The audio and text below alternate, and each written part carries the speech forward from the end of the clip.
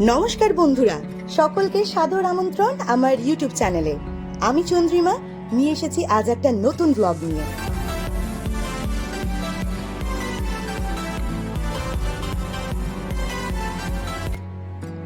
আগের জামাই ষষ্ঠী ব্লগটি ছিল আমার বাপের বাড়ি, এটি হলো আমার শ্বশুর বাড়ির জামাই ষষ্ঠীর ব্লগ। সকাল থেকেই তোড়জোড় শুরু হয়ে গেছে। সকালের টিফিনে ছিল লুচি, ঘুগনি, বেগুন ভাজা, ফল আর মিষ্টি। ননদের বিয়ে হয় এই বছর জানুয়ারি মাসে, তাই এটা হলো আমার শ্বশুর বাড়িতে নন্দায়ের প্রথম জামাই ষষ্ঠী।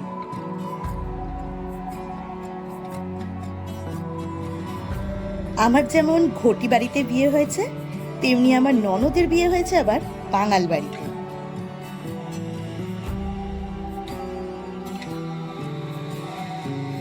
মজার ব্যাপার হলো, বাঙাল ছেলে আসছে ঘটি শ্বশুর বাড়িতে জামাই ষষ্ঠী করতে, আবার ঘটি ছেলে সন্ধেবেলাতে যাবে বাঙাল শ্বশুর বাড়িতে জামাই ষষ্ঠী করতে।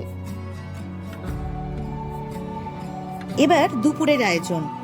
আমাদের জামাই আবার মাংস খায় না, তাই মাছেরই রকমারি হয়েছে এই বাড়িতে।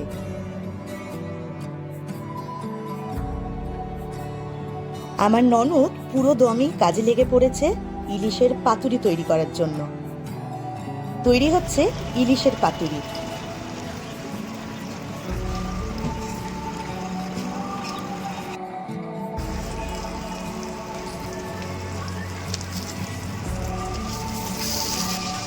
তৈরি হচ্ছে পমফ্রেট ফ্রাই।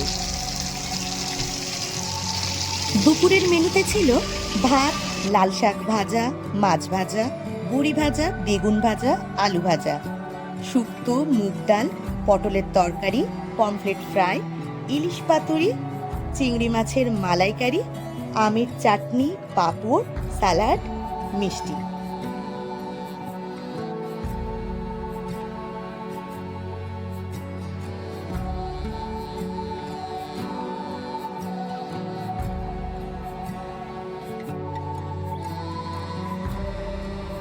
সত্যি কথা বলতে, এই জামাই ষষ্ঠীতে সবচেয়ে বেশি লাভবান হয়েছে কিন্তু আমি।